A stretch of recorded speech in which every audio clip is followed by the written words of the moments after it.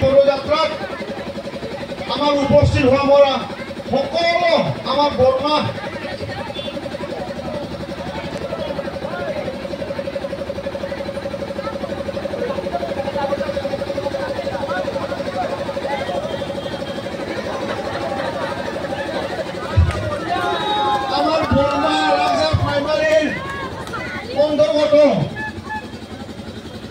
আমি আজি পদযাত্ৰা আমাৰ শান্তিৰ যাত্ৰা ৰাখিছিলো আৰু আজি আমি দেখা পাইছো ইয়াত কমেও ৮,০০০ আমাৰ বৰমা আৰু আলাকদাৰৰ আই মাতৃসকল মোৰ দাদা মোৰ ভাইসকল আৰু আমি যি কথা আমি কৈ আছিলো যে মুছলপুৰ বাকী ৰাইজে এইবাৰ বুৰঞ্জী লিখিব ৫০,০০০ ভোট এইবাৰ আমি বুৰঞ্জী কৰিম বুলি কোৱা কথাটো আজি বাস্তৱ হৈছে বুলি আজিয়ে মই ঘোষণা কৰিছো আৰু মই আজি আপোনালোকক কৈছো যে অনাগত সময়ত নিৰ্বাচনী জয়যুক্ত হোৱাৰ পিছত আমাৰ যি UPPL আমি ঘৰ বনাইছো এই ঘৰত আমি প্ৰত্যেকটাৰ ঘৰতে ১০,০০০ সামগ্ৰী আপোনালোকক আজি ঘোষণা কৰিছো আৰু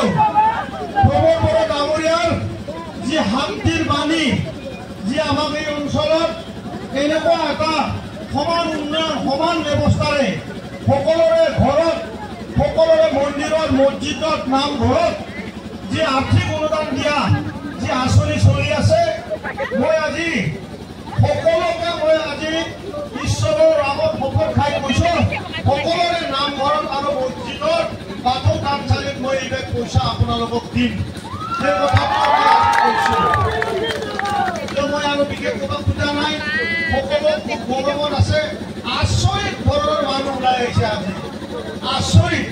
আৰু পিছি দিয় মানে ভাবিব নোৱাৰা মানুহ আজি ওলাই আহিছে আমি ২,০০০ মানুহ আশা কৰিছিলো কিন্তু চাওঁতে ৬,০০০ মানুহ ইয়াত সমাগম হৈ গ'ল তাৰমানে বৰমা আৰু আলাকদাৰ জিকি গ'ল আমাৰ আইঠাবাৰীত আছে আমাৰ আইঠাবাৰীতো এনেকৈ সমাগম হ'ব সেই কথাটো মই আপোনালোকক আজিও অৱগত কৰিছোঁ মই মংগল কামনা কৰি অনাগত সময়ত আপোনালোকে মোক নিজৰ সন্তান বুলি ভাবি নিজৰ ভাইটি বুলি ভাবি মুছলপুৰৰ মই সন্তান ভাবি দাদাসকলে মোক ভাইটি ভাবি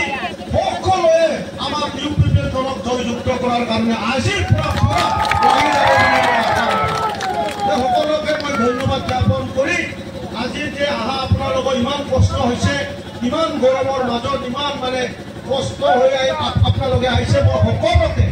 ভৰিত ধৰি মই সেৱা জনাইছো অন্তৰৰ পৰা মই আপোনালোকক সেৱা মই দিছো ধন্যবাদ